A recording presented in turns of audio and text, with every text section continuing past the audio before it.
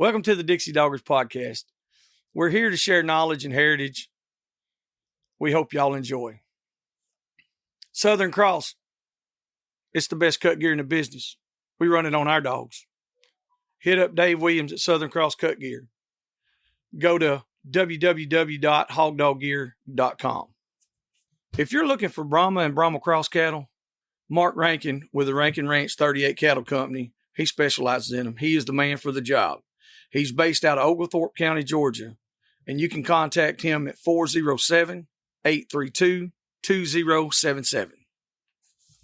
If you're buying or selling land, farms, or hunting property, these folks know land. Phil Wilson with UC Hunting Properties, 678-791-3483. All right, everybody. How you doing? Dixie Doggers podcast right here with you. Coming out here trying to spread the message about don't have bad dogs. That's our message today. Don't have bad dogs. If you have bad dogs, get some good dogs or do some more work to your dogs. So we have a guest or two with us today that they're not, one of them's not typically doing what we do, but the other one is, if that makes sense. So we have with us today, we got Mr. Brad Arington with us of Mossy Pond Lodge. So Mr. Brad, how are you doing today? Everything's just right, guys. Thank y'all for the opportunity to letting me jump on here today. Oh, no problem at all, man. We really like to have as big of a diverse group as we can possibly have. Our podcast has really grown in the past year or so, and we're reaching, I couldn't, 40 something countries, thousands and thousands and thousands of listeners. So we're trying to just put the message out about dogs and dog work the best that we can. And we're honored to have you on here. Well, thank y'all again. We're excited. Mm-hmm. So tell us, who you are and what you do, and give us a little history, a little background on yourself. So I'm trying to make a long story short. I'm the owner and operator of Mossy Pond Lodge. And I grew up with my daddy and my brothers breaking horses and training horses. We boarded horses, we shod horses, everything to do with horses from A to Z. And we always had dogs, but over the years, mucking stalls and doing all that back-breaking work that we did with horses, I got where I despised the horse. And I love them today. I'm an animal lover. Mm-hmm. But when I graduated high school and I got out, we always had a bunch of dogs too, whether it was rabbit hounds, Jack Russell Feist cross for squirrel dogs, deer hounds, labs for ducks, pointers. We always had a bunch of dogs too. So my brother and my daddy, they kind of stuck to the horses, and I went down the road of dogs. Mm-hmm. Got into the lab and the bird dog world when I was 17, 18 years old. And it grew over the years of, my first dog, I just got invited to a local dove shoot, and a couple people saw my 7-month-old puppy pick up a good bit of dove. And at the end of the shoot, I had several guys approach me about training their dog. Mm-hmm. And at the time, I didn't even realize there was a such thing as a professional dog trainer that could earn a living training dogs. So this sparked my interest in trying to pursue this profession. And over the years, I went from me and then a friend of mine, Lee Howard, being in the dog training business as I farmed, and I was a diesel mechanic at the railroad. Over the years, it fast forwarded to now. I owned a kennel in New York for about 8 years that ran 30 to 40 dogs in training.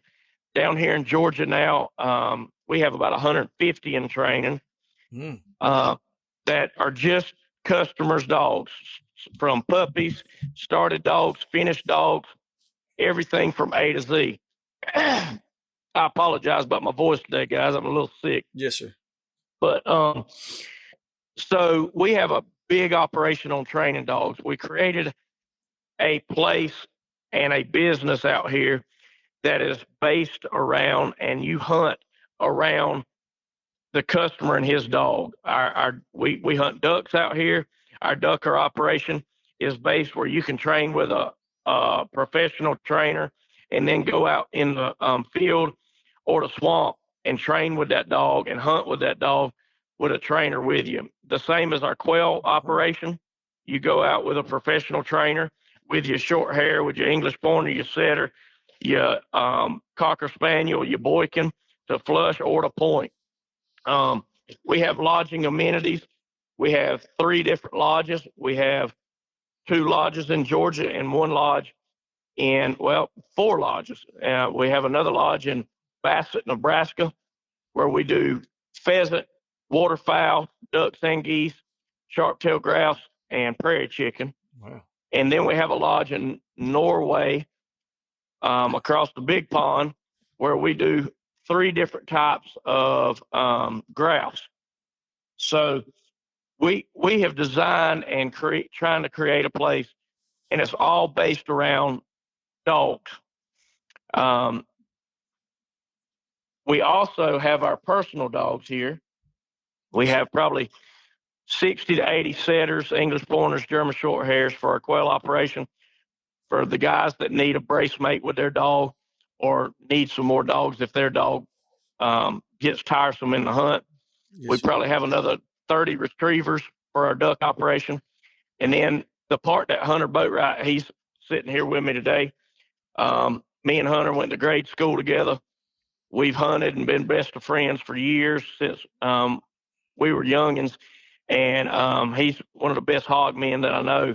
He's been around hogs. His papa, his uncles, his daddy, they ran hog dogs and ran hog hunts his whole life. And we also, he runs about 30 different head of bay dogs, trail dogs, and catch dogs. But everything that we offer here is designed around a dog. We have a big volume of foot traffic that come in and out of our place. We can sleep in the Georgia operation. We sleep 38 at any time. We're pretty much full at all times. The Nebraska operation can hold 18, and the Norway operation can hold 12. With the volume of foot traffic, I get asked all the time, Brad, what's your favorite dog? Well, just like you started this conversation off, I like a good dog.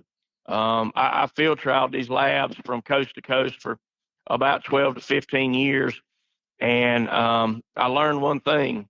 You can love a good dog as easy as you can love a bad dog. Yes, sir. So, and when I say bad dog, when that comes to whether you field trial or you hunt test or you hunt or you a family companion or a C&I dog, I think there's a category and a job for all dogs.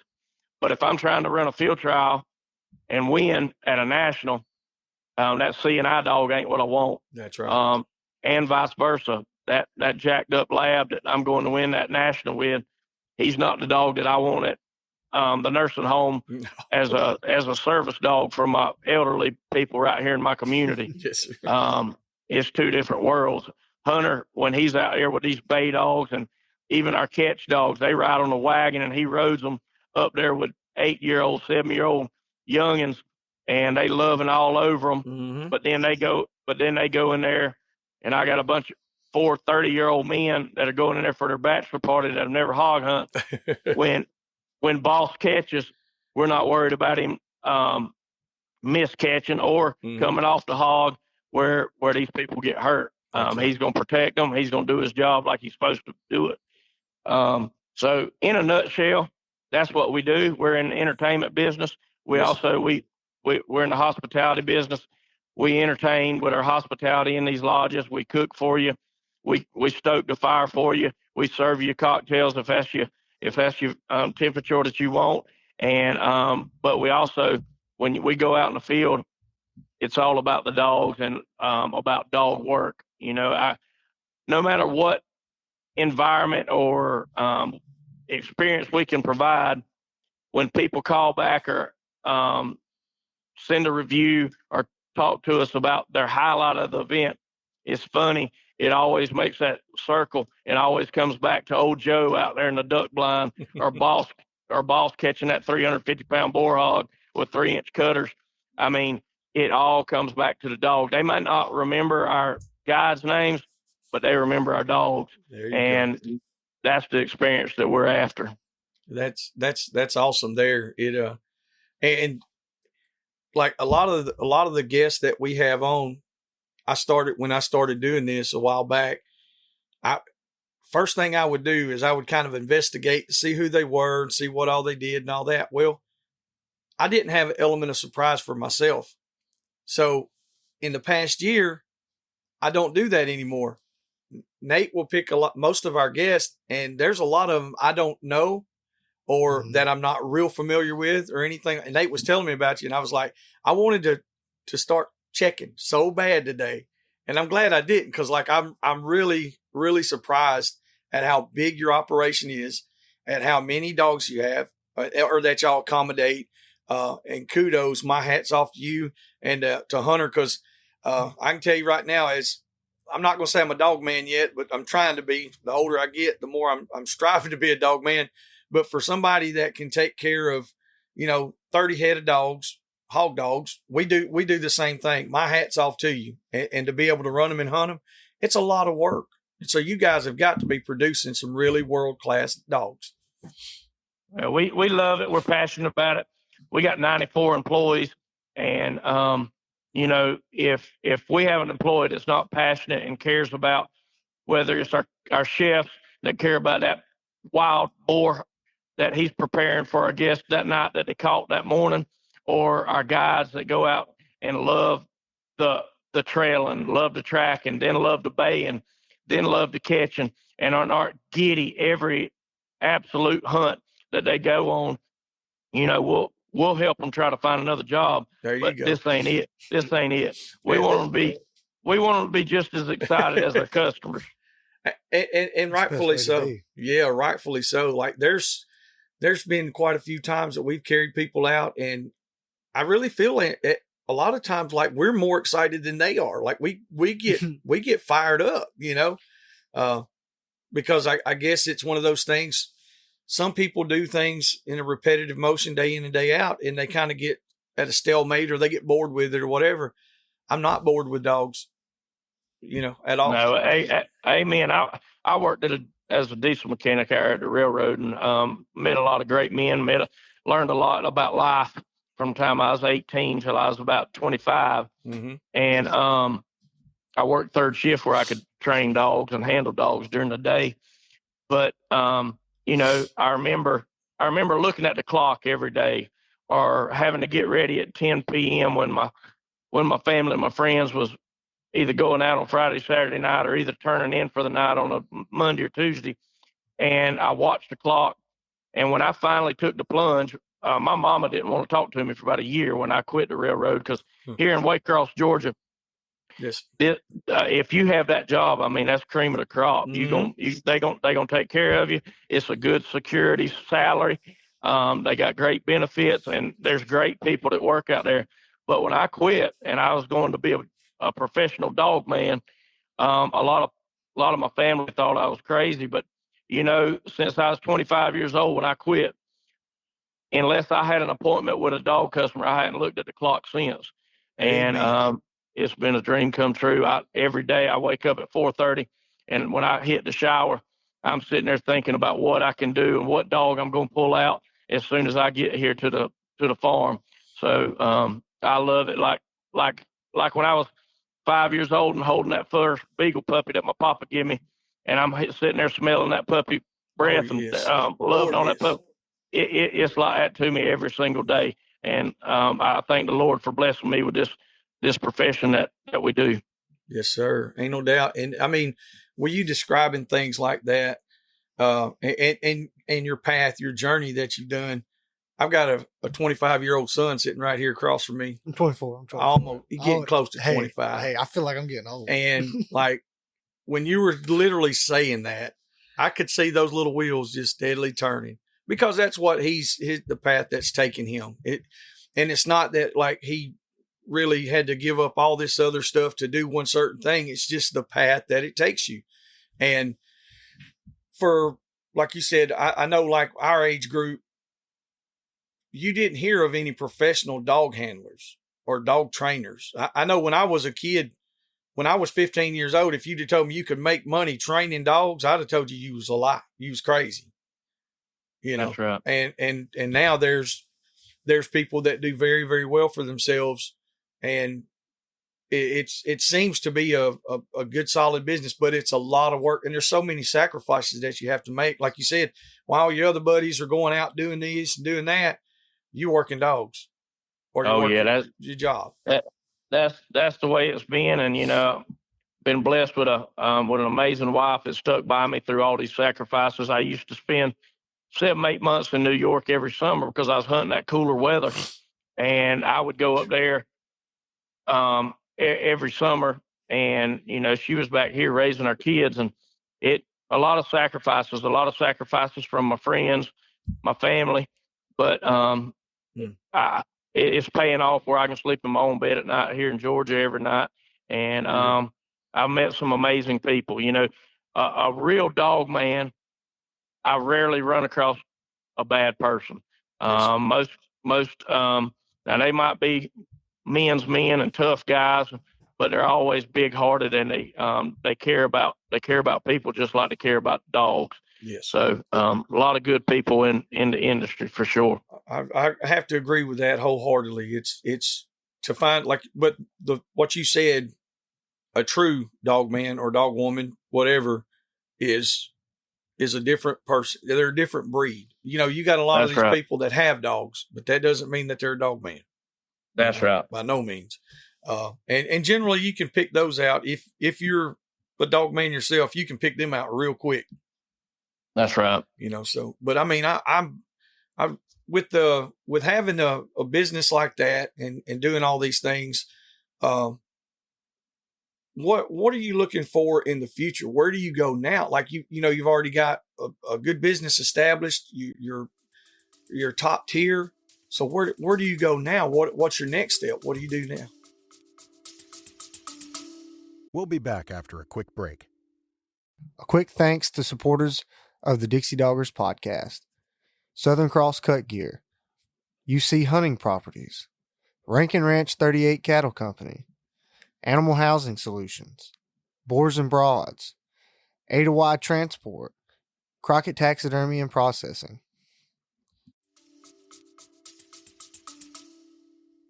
Man, I'm a eager, very aggressive person when it comes to business, and yes, sir. Me and Joel's my Nebraska operational manager, and then I got Hunter sitting here. Mm-hmm. He's been with me since, so I value his opinion. We went up to a piece of land that we're looking at around the Wilmington, North Carolina area. They carry the same rules and regulations from Game and Fish that we do here in Georgia, very similar.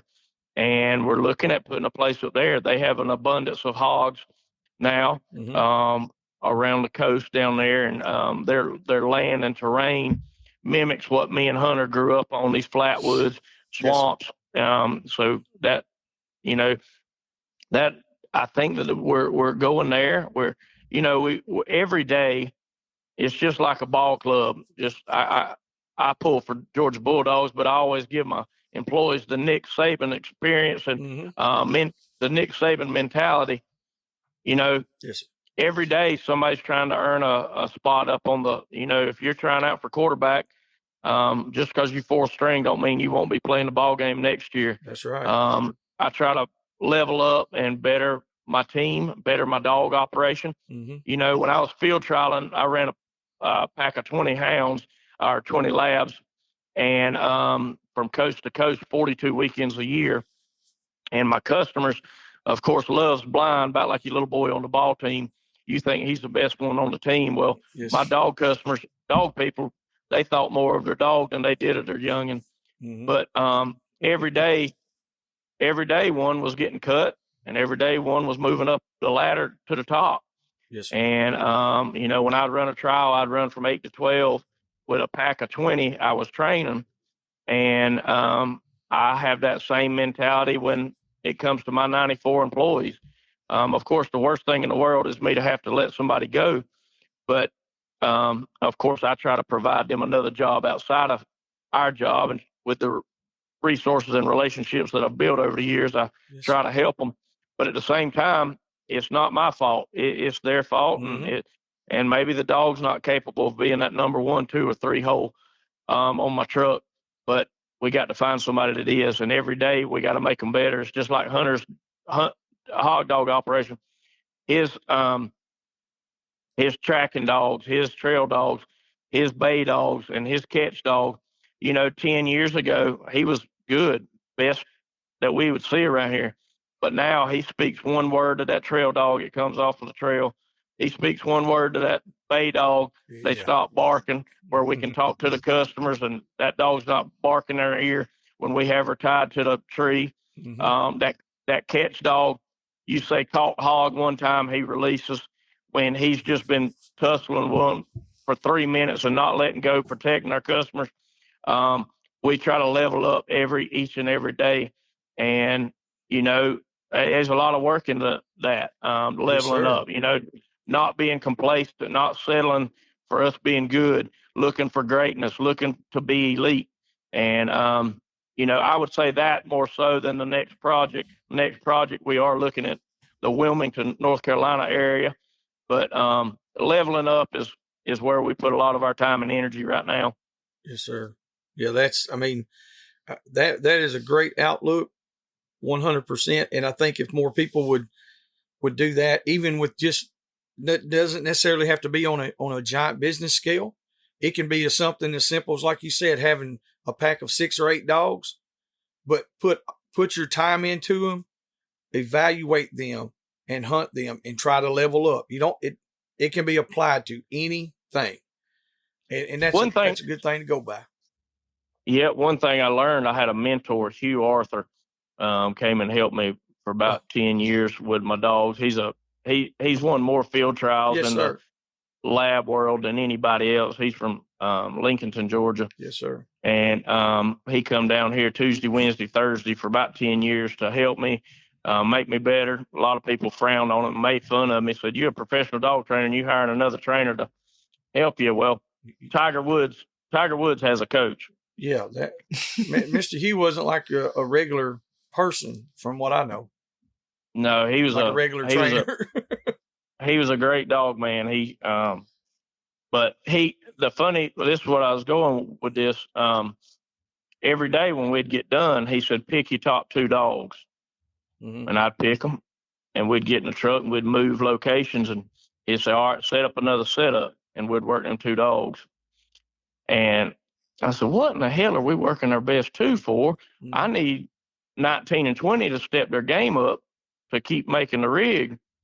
And he said, "Your top 2 dogs, them's the ones going to win for you, and, keep producing those blue ribbons." And, he's the one that kept telling me you can love a good dog as much as you can love a bad dog. And, especially self-owners that have those 4 to 6 to 8 pack dogs, mm-hmm. Old Joe that you raised from a puppy, that plot that, you really like, and he's pretty and everybody loves on him, but he just ain't cutting the mustard. He ain't getting the job done. You hate to cut him loose. That's right. I get it. It breaks my heart too.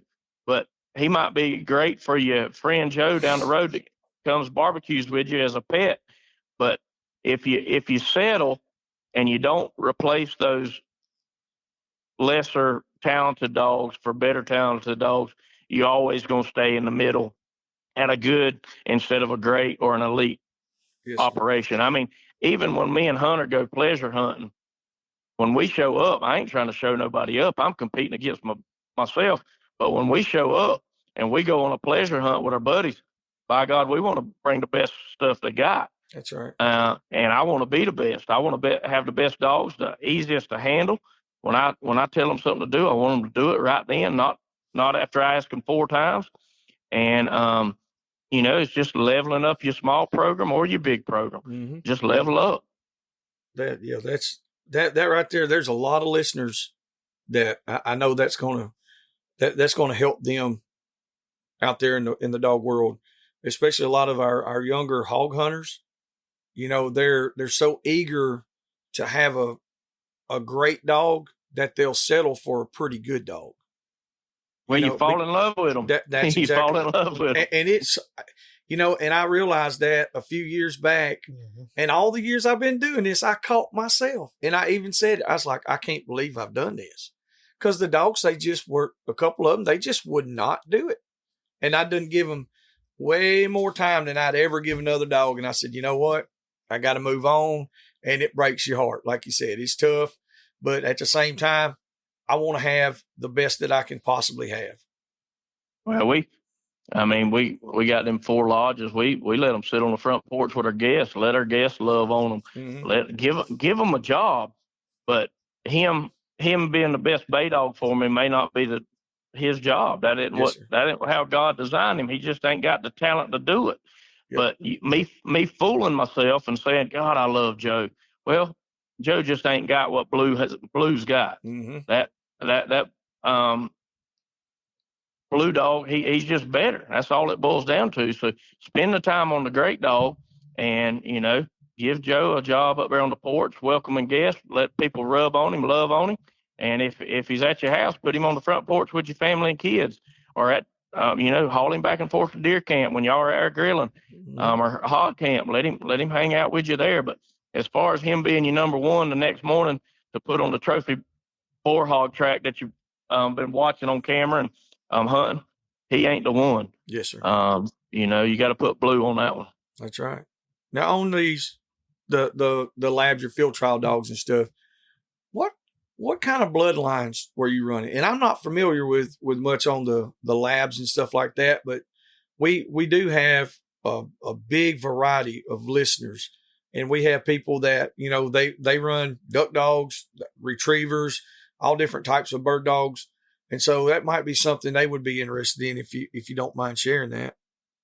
Yeah, man. So in the field trial world, we run typically all American labs, more sleek, lean labs, more what you'd consider or think of as your boat dogs. But now we train them all. We train English, American, British, and for your dove dog for Southeast Georgia and your duck dog for your swamps. I mean, about any lab breed will cut the mustard. If you're going to hunt 60 days in Arkansas or 60 days in Mississippi, Louisiana, Missouri, out there, I mean, that American lab, he's tough to beat. He's going to have the energy and the fire and the horsepower day in and day out. Some of those other breeds are better around camp, better around laying around on the front porch. And a guy that only dove hunts 3 times a year and he only duck hunts 3 or 4, or he goes to Arkansas for a week, I like some of those other breeds, and we train a ton of them. We have our biggest for labs is probably just our shooting dog, our gun dog, and we train all of them. But for the field trials, I'd go with that American lab, and there's a lot of great crosses out there that we went through over the years. But yeah, if anybody, we do puppies, started dogs, finished dogs, we train dogs. Any listeners out there that would love for us to help them or give them guidance over the phone, I'm Brad Arington, Mossy Pond. I know at the end maybe we'll leave something for them, the information they can get us, but they can look up Mossy Pond on the internet or Facebook or Instagram. Nate will put some links in the description on the podcast deal as well. Yeah, we do. Any game dog, I mean, waterfowl, upland, I mean, we do is just as many cockers and boykins and short hair setters, English pointers, labs, chessies. I mean, a lot of golden retrievers in there. We do them all now, and we do a lot of obedience. A lot of people look at us as a hunting operation and just a performance dog, but we do a lot of obedience. Sit here, heel down, kennel quiet. Somebody knocks on your front door, you say place.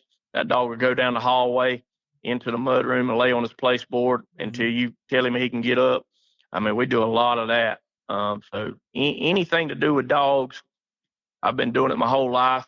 I'm 41 years old and been doing it a long time. I've took some licks on the chin and learned the hard way.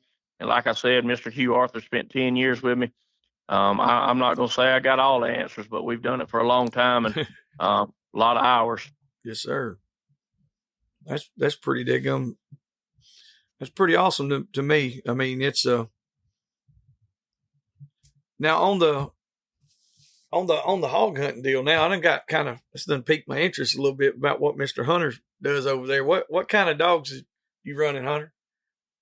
I'll let Hunter tell you all about that. Yeah, Here he is. We'll give you a break for a second. Yes, sir. I'm with you. Hey, Hunter, how you doing, buddy? Good. Yeah. I was just curious, like he was talking about you running the hog hunting side of it.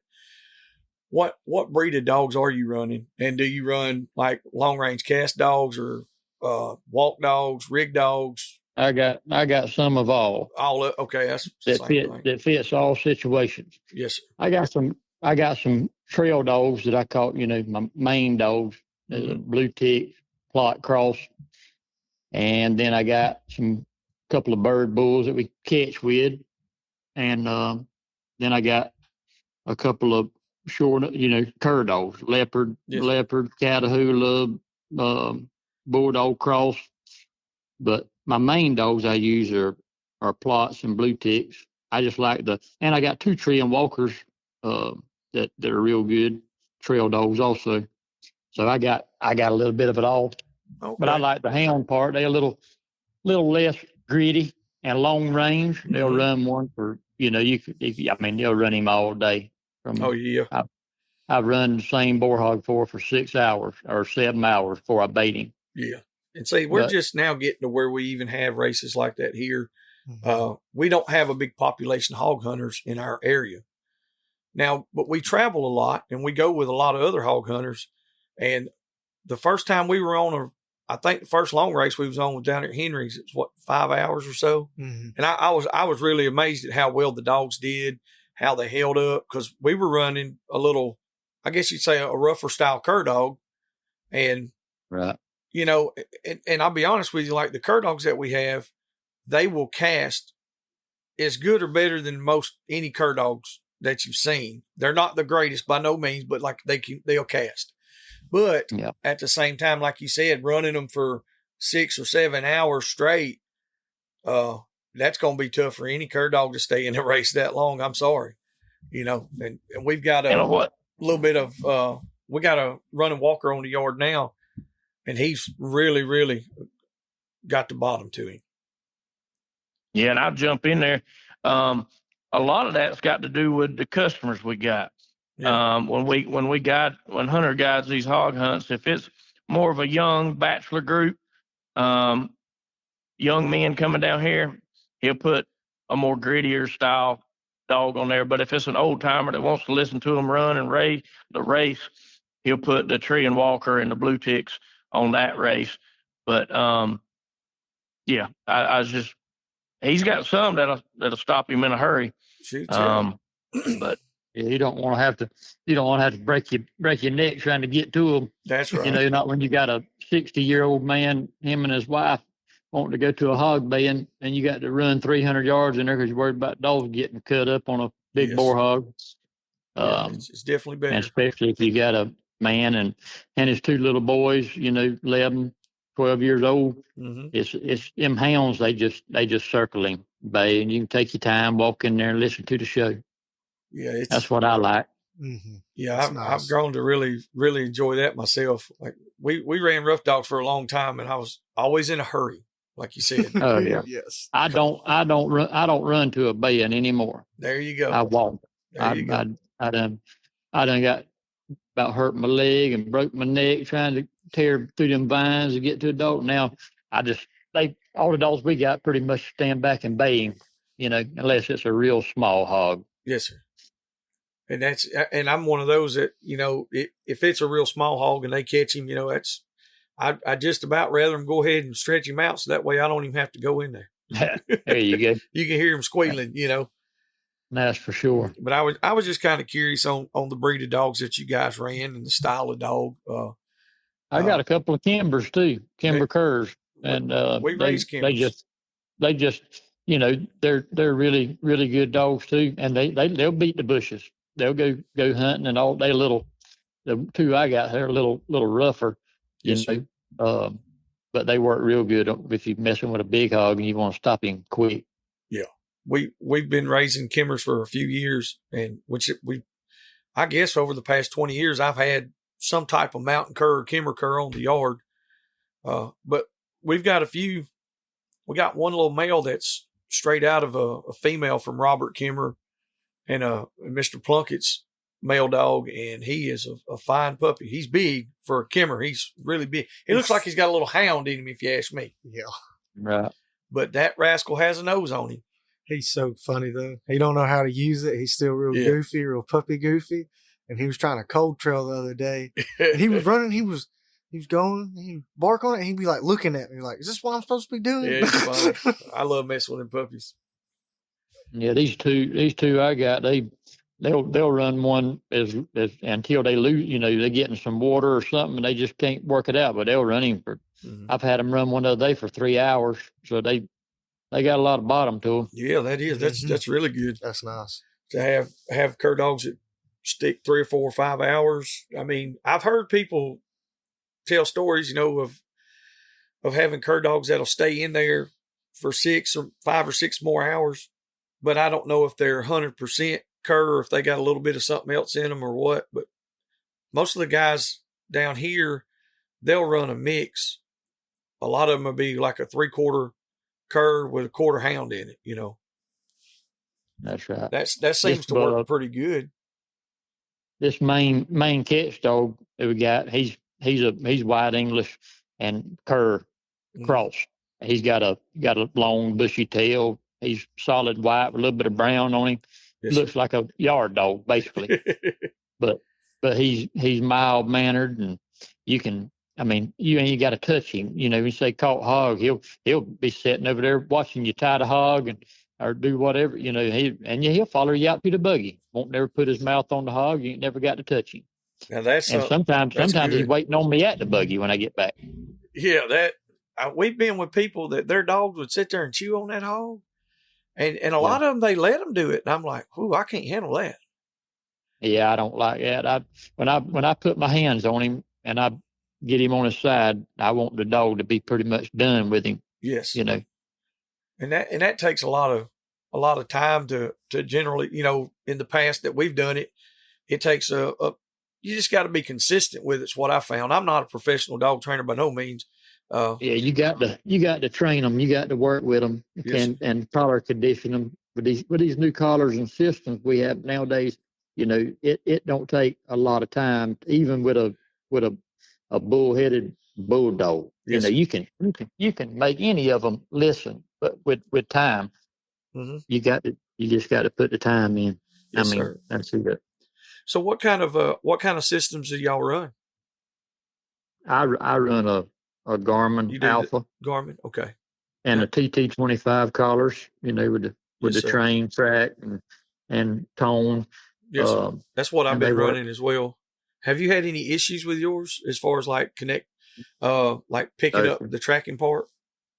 No, sir. Okay. Which I got a long range system in the buggy, and when I get out, I got a handheld that I walk off in the woods to a bend with, so I can track my way in and out. Yes, sir. But I don't have any issues with the tracking part. Good deal.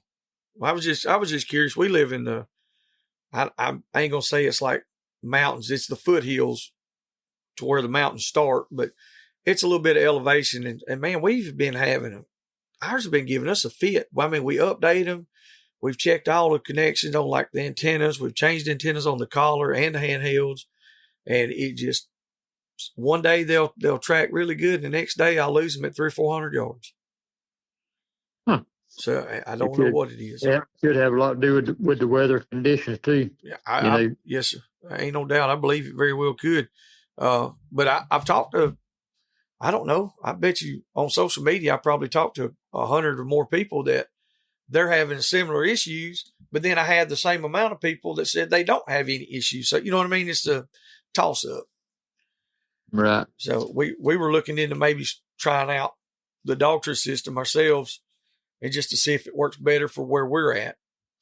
I don't know if it will or not, but we might. Well, like I say, if I had to tell anybody what to use or what not to use, that Garmin would be the way to go for me, because it's done excellent for me. Yes, sir. You know, in the past and all, which we hunt in flat country down here, so you don't have to deal with the mountain elevation, all the hills and the bottoms. I think that's got a lot to do with ours, is just stuff like that, because like we got all them big rock bluffs.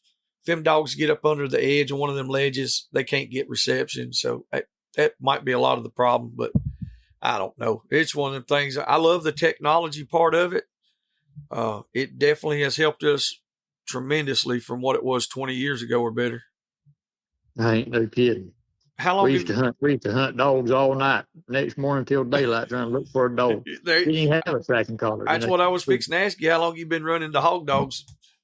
I mean, I started dog hunting when I was big enough to go, or you know, I had always had beagles when I was little, and but I remember first hog I ever caught with a dog. Daddy took me. I was about 5 years old. Dogs had this little choke called about 40 pounds, and I was going to take that hog home. I wanted to catch him, so I got the hog. He caught me. And they said I was squealing louder than the hog was squealing. But I drug him all the way to the truck, by his leg. I walked him all the way out to the road and put him in a dog box. I want to take him home. Well, my God, I know some supposed to be grown-ups right now that'd probably be squealing if a hog got after him more than that. Oh, yeah. I still got the scar from it on my stomach where he bit me. Oh, my goodness. Yeah. Hey, people don't realize how hard a hog can bite. It ain't necessarily about the tusk and the cut and the slashing. I'm talking about bite force. Them rascals can bite. A sow will break a dog's leg if she bites him in the right spot. Oh, yes, sir. I ruined a pup one time. And I had no intention of doing that, but a sow bit and broke his leg. Well, see, that all comes back into your training part. When you get the hog on the dirt, and we got to worry about them dogs stepping in his mouth and jumping all over his head. Uh-huh. If they're back out of the way and sitting over there watching you tie the hog, and you don't have to worry about that. That's right. That's what all comes back into having a handle on them. Yes, I agree with that 100%. It took me, I don't know, probably 4 or 5 hunts when I first started hunting to realize that there would definitely be a little bit better way to do it than with all them wild dogs snatching and pulling on a hog that's on the ground. And I'll tell you this, Brad, he frowns upon it, calls my lab an outlaw. Oh yeah. But he's a good a bay dog as any hog dog I got. Hey, that's a fact. And he'll blood trail a deer. He'll bay a hog from daylight to dark. I don't know. I won't never have another one. I can't replace him. I can tell you that. We had a friend of ours, Terry Walton. When he first started hog hunting, he's a timber cruiser. And he had a yellow lab named Gunner. And that rascal right there like you said, he bayed as good as any bay dog you ever seen, and he did the same thing. Blood trail deer. He would find hogs and bay them, and Terry'd go out there and shoot them. And the dog had a good handle on him. And, I've always been kind of curious why the lab isn't involved more in the hog hunting part. Yeah, there's a lot of people that have some good lab bird dog, lab bulldog cross that they hog hunt with. That's some good dogs. I've hunted with some good ones myself, but I don't have any personally, that's got lab in them other than my straight American lab. But that's pretty wild. They are. Them labs are good. They'll do anything you want. And the only reason I frown upon it, he's one of our best meat duck dogs that we carry in the swamp every day. I told Hunter, I said, if you get him hurt, you in big trouble. Oh my goodness. them ducks, we charge by the duck when the Yes, customers, it's for the experience of the hunter, but them cripples get away and they dive, and this just Reaper. That's the name of the dog. He's just a good dog. Got a great nose. Got some sense about him. He's just got a lot of talent, and he goes in there and he recovers all the game when it's wounded and crippled. And the hunters out there running hog hunts with him on a 300-pound boar. I said it wouldn't take him to stumble one time and that hog eat him up and run him up in a palmetto head or a palmetto bush, and we're gonna have a mess on our hands. mm-hmm. But I tell you what, if he wasn't our best duck dog and Hunter didn't love him so much, and I know Hunter would be messed up and be heartbroken about 2 months, we'd have to put him on suicide watch. I'd let him be the lead hog dog. Yeah, that's pretty cool there. Like I said, it's especially coming from you guys because, like you said, y'all use the labs as a business or part of your business, and then having it as a hog dog. I think it's awesome. But yes, we might be able to have us a lab hog dog fiesta here. People start calling y'all and be like, "Hey, I need a good lab that don't work good on ducks." That's right. No, I agree with Hunter. I mean, these labs can do it. I went deer dog hunting with Hunter, I don't know, probably 10, 15 years ago, and I was more of a still hunter. He was taking me, and I was running field trials at the time, didn't have much time off, and about that time the deer bounced out, and I killed the deer, and we walked over, and the first dog that got to him was a lab. I thought the lab come out of a neighbor's yard, or I thought it was one of ours or something. I said, "What in the hell is the lab doing here?" Hunter said, "I told you them labs run a deer." He's barking every breath. I'll be damned. That's pretty slick there. Yep. So have y'all ever?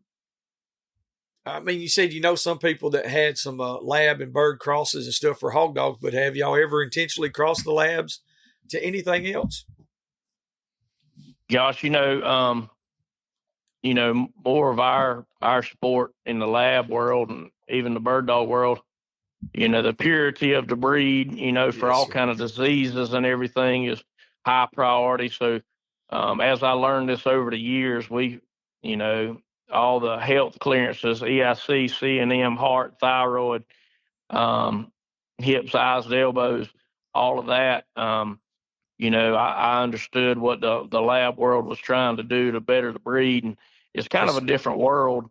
And I jumped on board with that to try to help the breed and try to get the purity of the breed better. So no, sir, we don't get involved with that with our bird dogs, meaning labs and flushers and pointers. We kind of got out of that. Now, of course, living in South Georgia, we've heard and seen it all of crosses on accident, crosses on purpose. Mm-hmm. But, like I said, I just like a good dog. It doesn't matter what breed he is. But I tell you what, that lab, he's pretty sporty. He's got intelligence. Plus, he's gamey. He's always got a good nose. I mean, whether you're a cop looking for drugs or a cop looking for a runner, you watch the labs always, if they use him, he always seems to work himself into the job. So that lab's pretty sporty. Yeah, I've always, like I said, I've been kind of curious why there's not more labs that are involved in other stuff that's not the norm for them. Because like we had a lab here, and she was bought. My brother-in-law bought her, and they started some obedience training and all that. And he just he got lazy and didn't want to mess with it. Anyway, I got the dog, and this was when I first started hog hunting good. And man, she would bay. I never actually carried her hunting, but I used her to train my bay dog puppies. That's right. For a while. And she would bay like you ain't never seen. I was like, good Lord. But I never would take her hunting because she was a pet. She's our buddy. But I've often looked back on that and I was like, man, I've thought hard about it.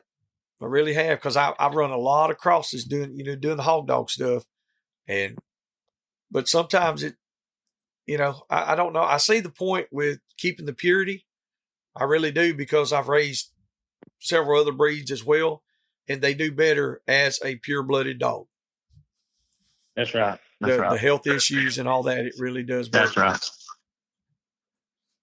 So that let me see what else we got there. So on would you say the lab is the most versatile working breed that you have as far as the bird dog breeds? Man, I would. I like a lab, and it made my profession and my dream come true with having those labs, and they got a big following with hunt tests and field trials, and but I've trained them all. You name a breed, I've trained him. That German short hair, he's pretty sporty too. He'll retrieve, he'll run a hog, he'll bay. He's gritty enough to catch, small game, crippled birds. He's real gamey on that most of the time. There's a breed called a Drothair out there. He's looks like a German wire hair pointer. I've got a cross out here, a Drott and Pit cross.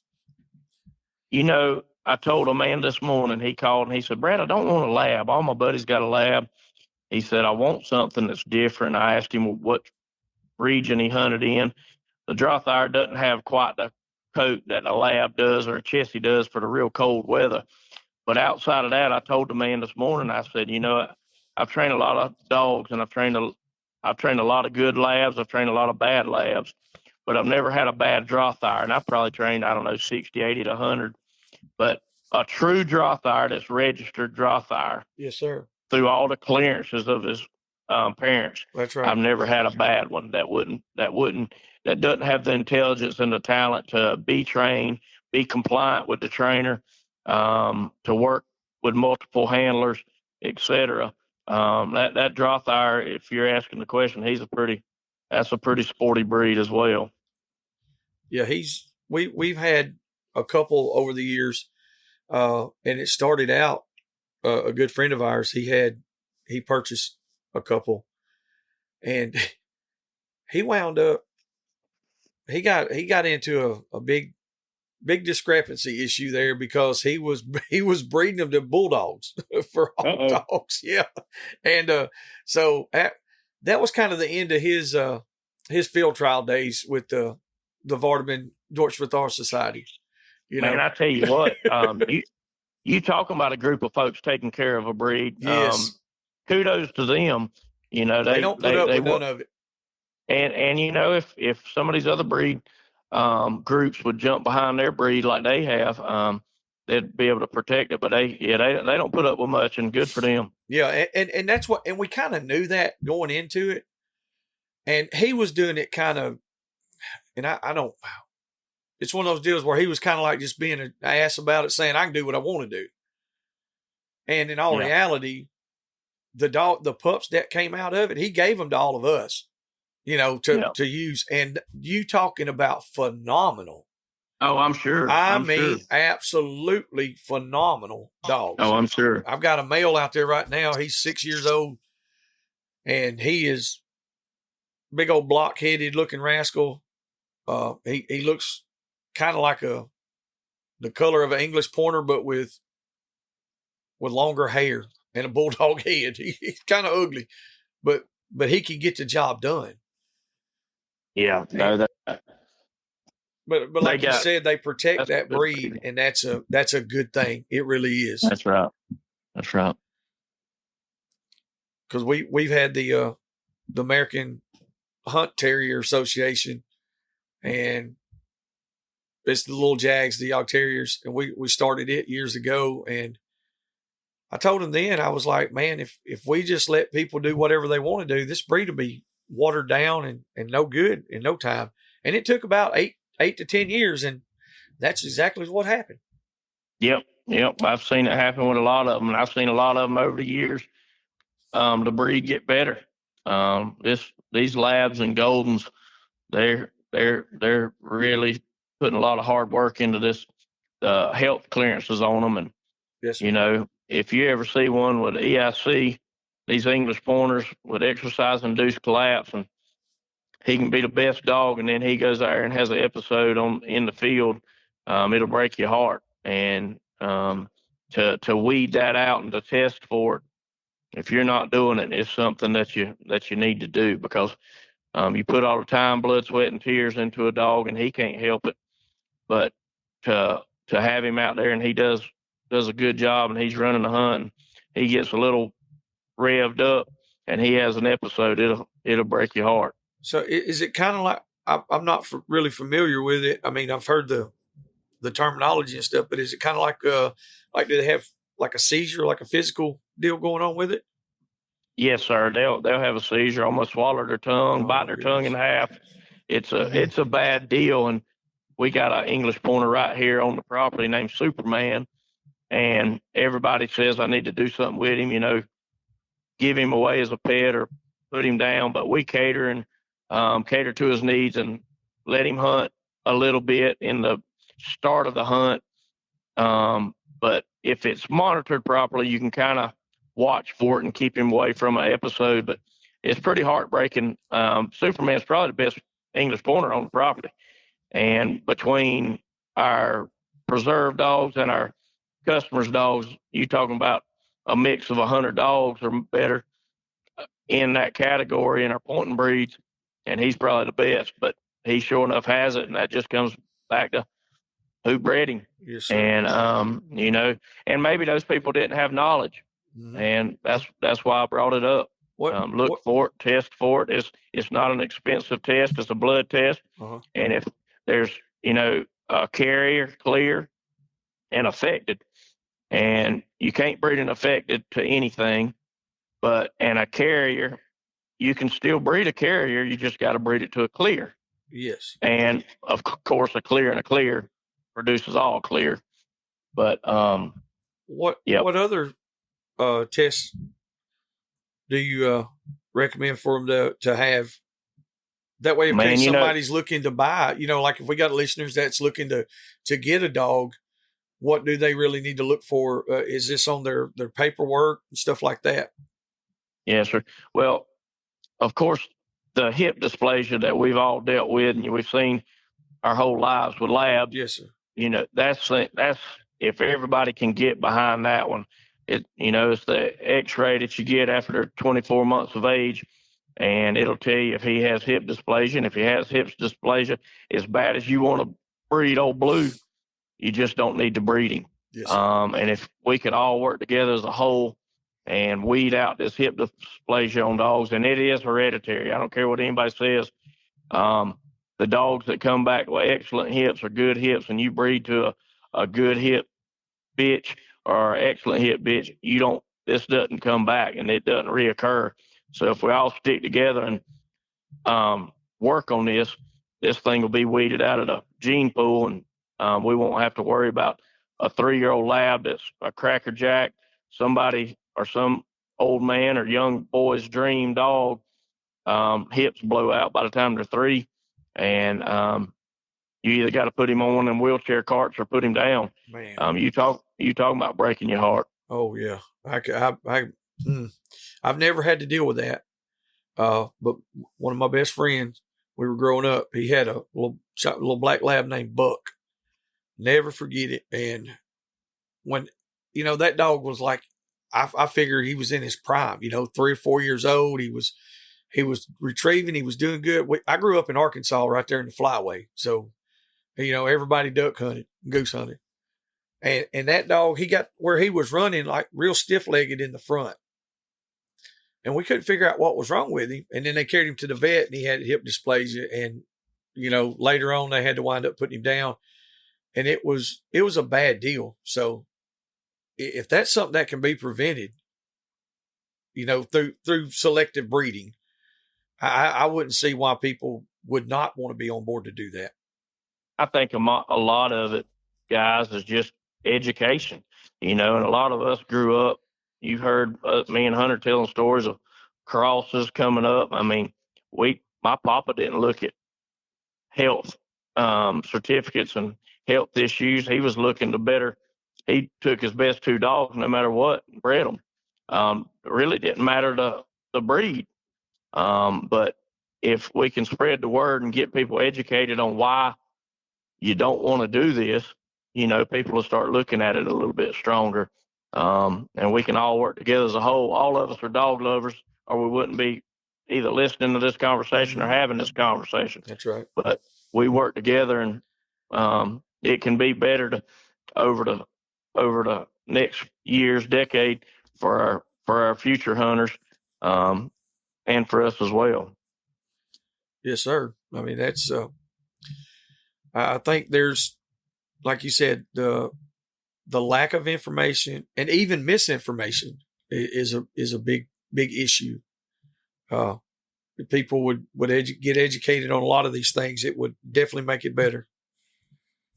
There's no doubt about that. So, anything else on that as far as the health issues and stuff like that with some of these dogs?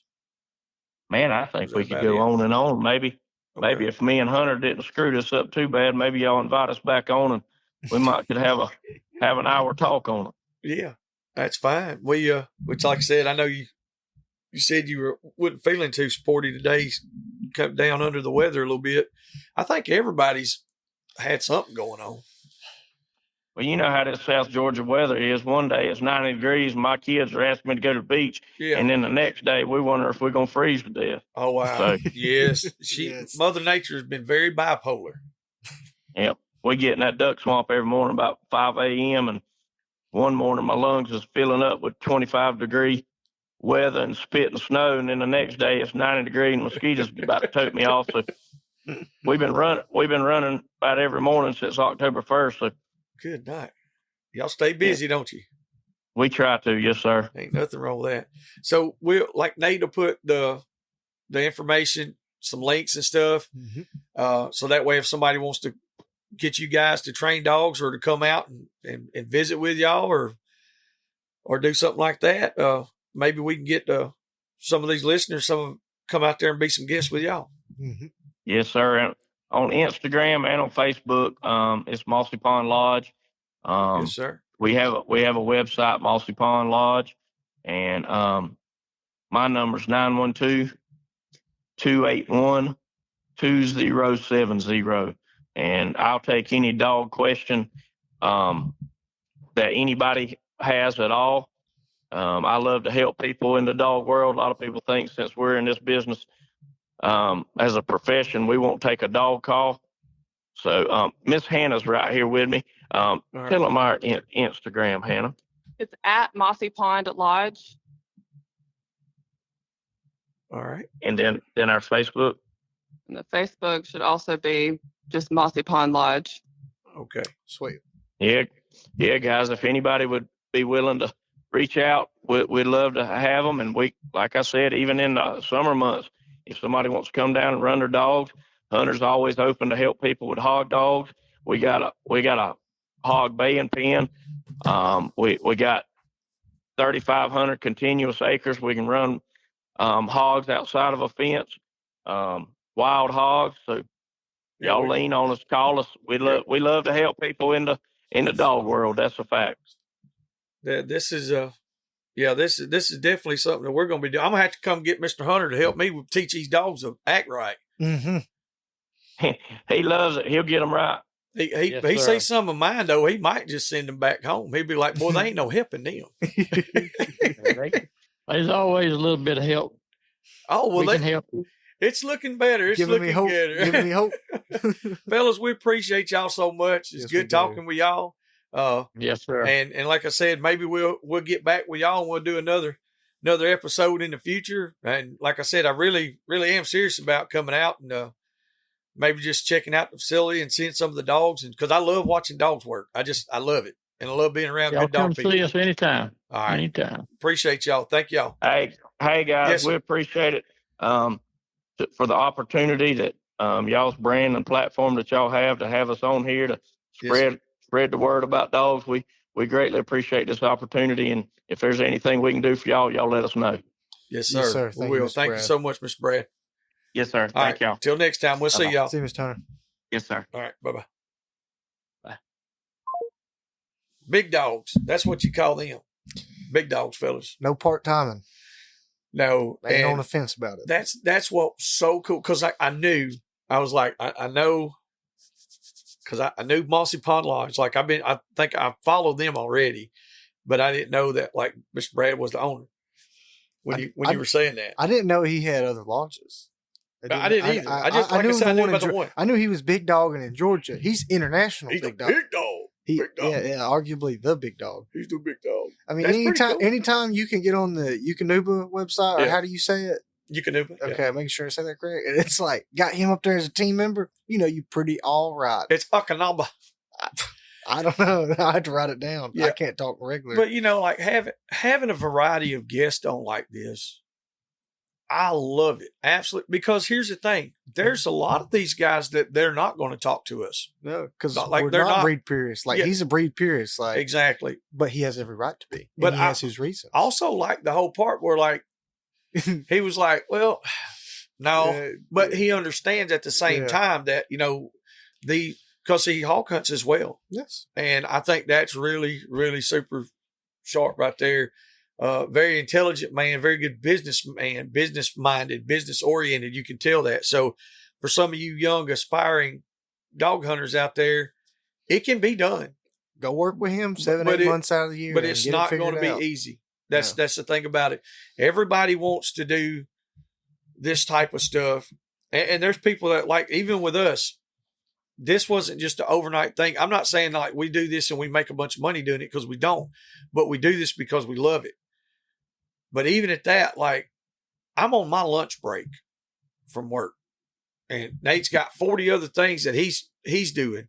We make it happen when we can make it happen. Just like those gentlemen right there. I'm assuming that was probably around their lunch break, and that's the time that we can make it happen. In order to get to those things, like he said, the sacrifices, him staying in New York for months at a time up there working with the dogs, so that way the weather was cooler there. Those are the things that you have to do if you're going to get in it. You cannot stay in one spot and hunt one pack of dogs and one style of dog and tell everybody else what they're doing wrong, and even be a formidable forward voice in it. Like, you can't do that. You have to put the boots on the ground. You have to get out and do something. I'm not saying that you don't know what you're talking about. For where you live at and for the dogs you have, you could be an absolute genius. But that doesn't matter out in the rest of the world. You're a legend in your mind. But like when you get out into the world like this Mr. Brad and Mr. Hunter and them have done for years and years and years, I mean, it's a whole different deal. It's a whole different perspective. You have to be open-minded. You have to take the criticism, and you have to be willing to learn. And then in another 50 years, you might become a dog man. And that's where I'm trying. I'm striving. Keep on pushing, baby. That's what we're doing. So, amen. Like I said, it's a variety of guests that we have on here, and we're trying to keep it spicy. So, if y'all have anybody else or anything else that's like y'all got an idea for, let us know. Holler at me or Nate, and we'll see if we can't get it hooked up and all that stuff. So, till the next time, y'all keep it going. We'll see y'all. Thank you. Hope you enjoyed that episode. If there's anything or anyone you'd like to hear on the podcast, or if you'd like to come hunt with us, don't hesitate to contact us at dixiedoggers01@gmail.com.